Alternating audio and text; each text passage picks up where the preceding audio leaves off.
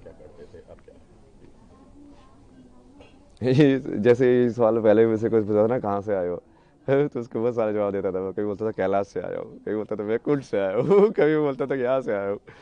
But फिर मुझे समझ में आया कि जो आप जो पूछ रहे हो उसके हिसाब से तो ये पूछ रहे हैं कि हाँ अभी इस शरीर का जन्म कहाँ से हुआ है। तो हाँ उसका वो तो हरियाणा में जन्म है मेरा। हरियाणा में झज्जर जो ज़िला है, तो स्कूलिंग वगैरह वहाँ से हुई। फिर उसके बाद पढ़ाई के लिए जैसे जेई वगैरह एग्ज़ाम की तैयारी की।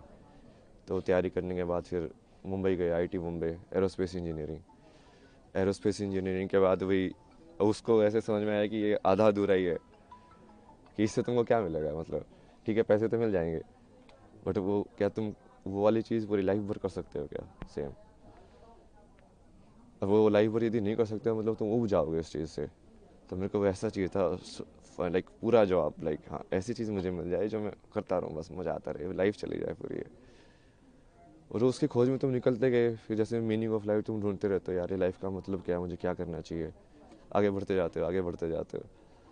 उसमें बहुत सारे ऐसे रास्ते आए, बहुत सारी चीज़ें हुई बीच बीच में, यहाँ वहाँ मोड़ आए बहुत सारे। धीरे धीरे आके फिर तुमको वही फाइनली वही तुम ऐसे ही देखते हो कि जो होना होता है वो वैसे ही होता है। तो वैसे ही हुआ, सत्य तक पहुंचा मैं जैसे भी पहुंचा। लड़खड़ा के भटक भटक के। फिर उसके बाद अभी तो जैसे फिर उसको समझ में आया कि अभी जो भारत का जितना भी ये वैदिक जो ज्ञान बोलते हैं या पुराना जो संस्कृति ज्ञान बोलते हैं, वो सारा का सारा उसी के ऊपर डिपेंडेंट है। मतलब अपने जितने भी हैं ये नाट्य शास्त्र या जो भी बनाए गए हैं, वो सब आध्यात्म को केंद्र बिंदु लेके बनाए गए हैं। सब राग जो डिज़ाइन हुए हैं, म्यूज़िक से लेके, परफॉर्मेंस से लेके, फिर रहन सहन से लेके, फिर जो जो परिवार का जो विधि है, शादी का विधि है, संस्कार जो होते हैं बच्चों के सारे ये उस चीज़ को केंद्र बिंदु लेके डिज़ाइन किए गए हैं पूरा सिस्टम। जो पूरा जो जैसे आश्रम की व्यवस्था थी पहले कि हाँ ब्रह्मचर्य आश्रम होगा, गृहस्थ आश्रम होगा, तो वो पूरा वैसे ही उन्होंने बनाया है कि अब इस माया में तुम कैसे डिज़ाइन करो कि वो आध्यात्म वाला जो कनेक्शन है वो बना रहे, कि लोग खो ना जाए ज़्यादा। क्योंकि माया को तुम हटा नहीं सकते हो, क्योंकि वो माया बनी हुई इसलिए एंजॉय करने के लिए, उसको जीने के लिए। बट वो यदि कनेक्शन टूट जाएगा, जो कि अभी काफ़ी टूटा हुआ है, अभी लोगों को वही लगता है कि ये सब अलग अलग है। अलग अलग नहीं है, वही की चीज़ है वो। ऐसे ऐसे कौन क्या कैसा आध्यात्म है, और कैसी कौन सी चीज़ें जिसने आपको ट्रिगर किया आध्यात्म की और इस स्पिरिचुअलिटी की तरफ? ऐसा तो कुछ नहीं है ना जिसने ट्रिगर किया स्पेसिफिकली, लाइक अलग अलग थे चीज़ें जो अलग अलग मोमेंट किस के लिए किस ट्रिगर मोड़ करते पे गए। झुकाव आया आध्यात्म की, अब अध्यात्म में जाना है, क्या हुआ ऐसा? मतलब आध्यात्म आप किसको बोल रहे हो? उसके ऊपर है ना जवाब। अब यदि तुम वैसे देखो तो किसी चीज़ सवाल के बारे में सोचना, बैठ के चिंतन करना, वो भी अध्यात्म ही है। चाहे मैंने कुछ भी पढ़ा हो या नहीं पढ़ा हो, शंकराचार्य को पढ़ा नहीं हो, विवेकानंद को पढ़ा नहीं पढ़ा हो, यदि मैं अपने में ही बैठ के सोच रहा हूँ, बैठ के जैसे रमना महर्षि थे, उनके दिमाग में एक दिन ये ख्याल आया कि ये मौत क्या होती है।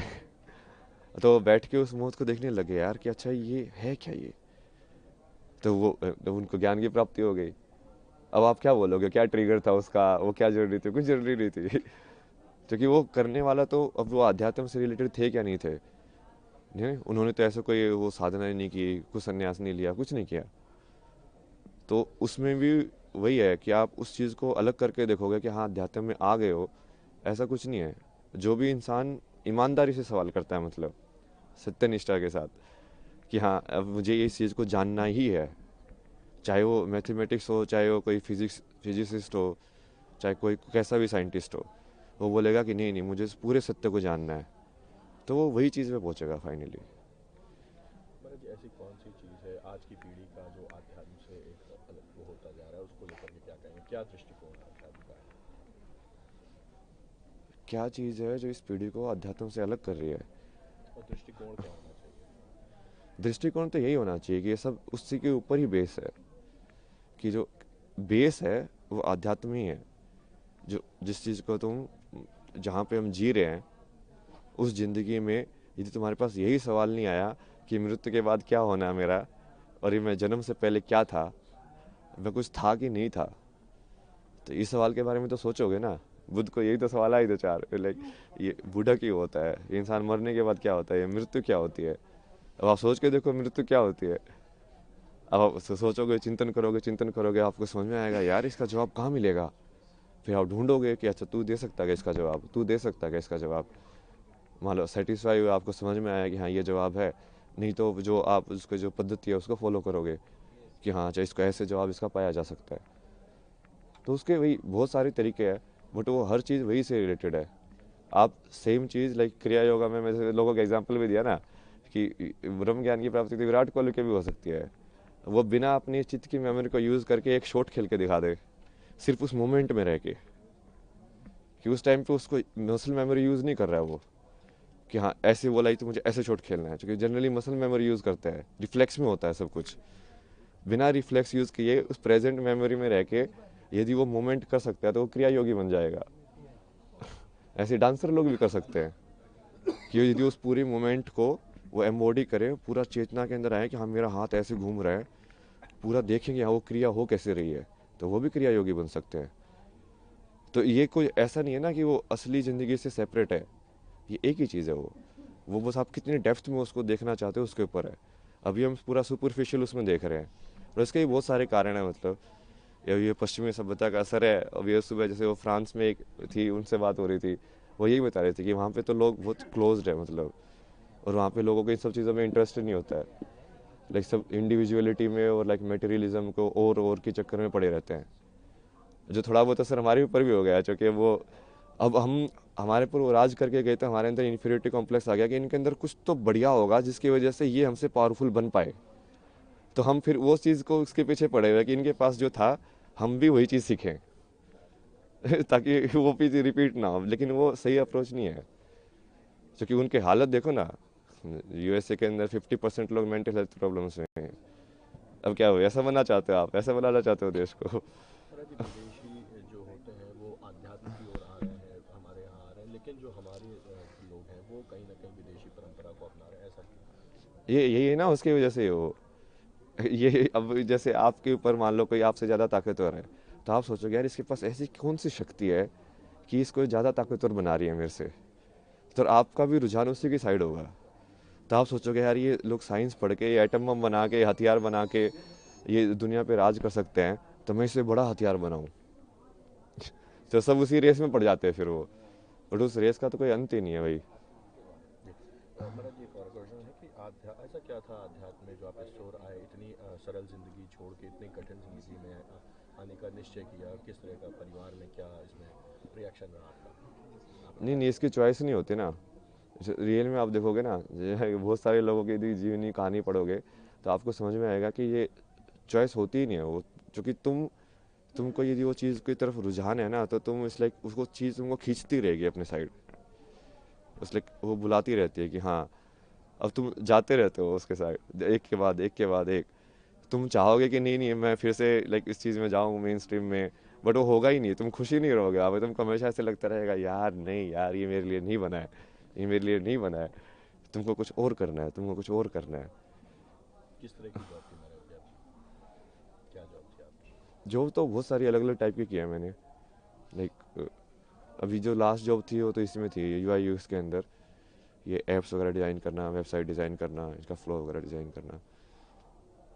उससे पहले जैसे जिसमें भी काम किया मैंने, ये ट्रैवल फोटोग्राफी या डिसोर्स करके एक प्रोजेक्ट है आईआईटी बॉम्बे का, गवर्नमेंट स्पॉन्सर प्रोजेक्ट था। उसमें बेसिकली वो डॉक्यूमेंट करने के लिए इंडियन आर्ट्स एंड क्राफ्ट और हिस्ट्री को, तो उसके थ्रू ऐसे मैं बहुत जगह पे घूमा बहुत सारी चीज़ें डॉक्यूमेंट किए मैंने, पुराने टेम्पल्स लाइक पेंटिंग स्टाइल्स और ये सब। उसके बाद जैसे इसमें भी काम किया मैंने, मैगजीन्स वगैरह में, फिल्म मेकिंग भी की मैंने, डॉक्यूमेंट्री फिल्म्स में मेरी लाइक फिक्शन फिल्म भी है बहुत सारा कंटेंट है भाई। महाकुंभ को लेकर के क्या संदेश देंगे, किस तरह की व्यवस्थाएं लगी आपको, क्या? व्यवस्था तो सही है, अब उसमें मेन जैसे मैं तो ये चाहता हूँ ना कि ये सारी चीज़ें सिर्फ आध्यात्मिकता से लिमिटेड ना हो। यहाँ पे बेसिकली महाकुंभ के अंदर देश के सबसे बड़े बड़े साइंटिस्ट भी आने चाहिए। वो इसरो के साइंटिस्ट वही बैठ के तुम डिस्कस करो ना विज्ञान को, और वो बोलो उन बाबा को कि यदि तुम्हारे पास ज्ञान है तो तुम इस चीज़ का भी जवाब दो तो वो जब चीज़ें मिलेंगी तभी होगा एक साथ वो, कि वो तभी वो समझ में आएगा कि हाँ ये चीज़ें तो जुड़ी हुई हैं। परिचय देना अपना। अभय सिंह, हरियाणा से। एक मिनट और इंग्लिश में इसको पढ़। जी महाराज जी, where do you have came here? What was the purpose of coming in spirituality, and how do you connect spirituality towards the science, to the science, from the science? I am come from Haryana. I was born in Haryana.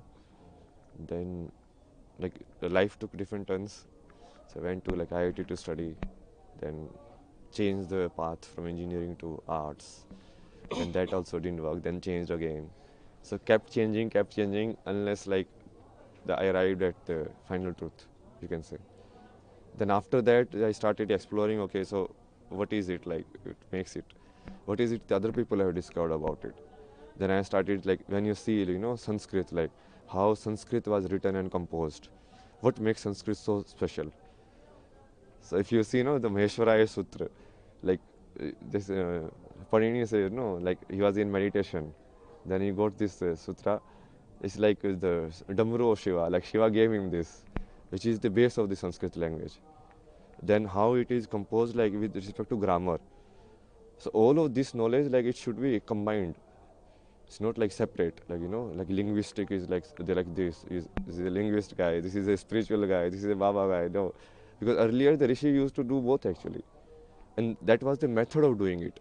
Like if you study Ramanujan, like his math equation come from like Devi only. The same with me only. Like I only do Bhakti of Shiva.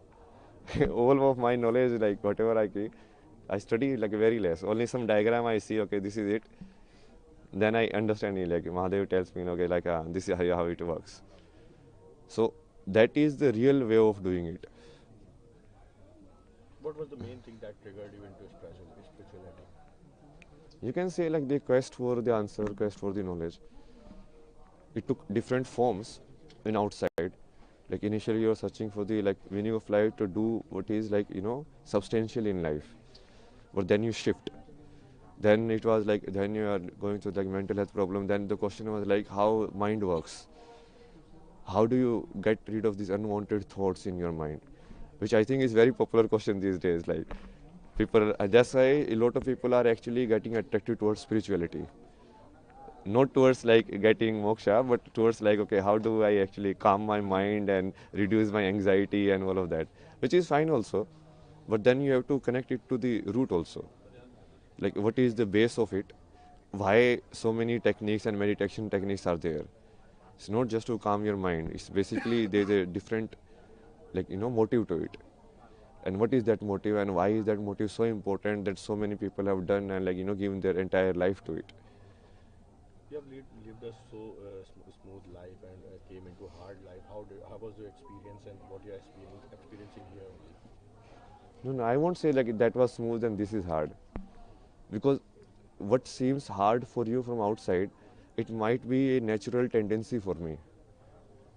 Like sleeping outside in cold, it might not see it as hard, no?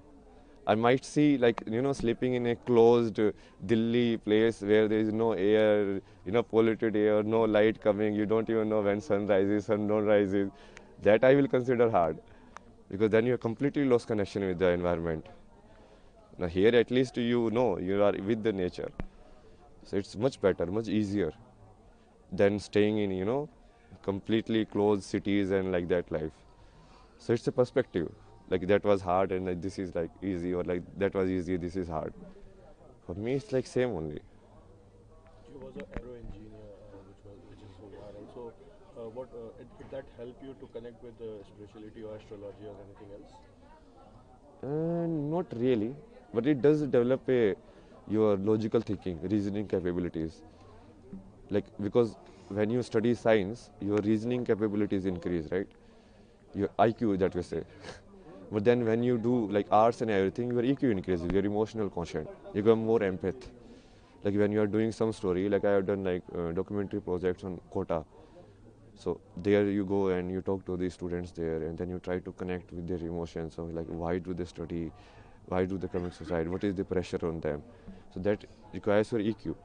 So you need to develop both. What was the time when you came to spirituality, and did you take Diksha or anything else? Who's your guru?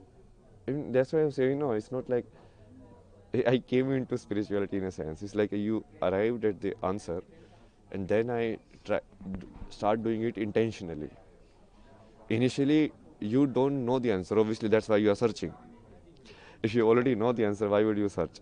So initially, you don't know the answer, but after knowing the answer, or after experiencing the answer, the much better words, then you like start seeing, okay, what is the scope of it, how far it extends, how many different ways it can be done, and then you start reading all of these different forms. Okay, this is how they have created Bharatanatyam, this is how they have created like Sanskrit, this is how they have created like all of these astrological charts, this is how, you know, the Rashi, which is say the science, the 12 signs, these works. So then you start seeing, okay, how, so this was the base of it. You got the answer? Yeah, yeah. What was the answer?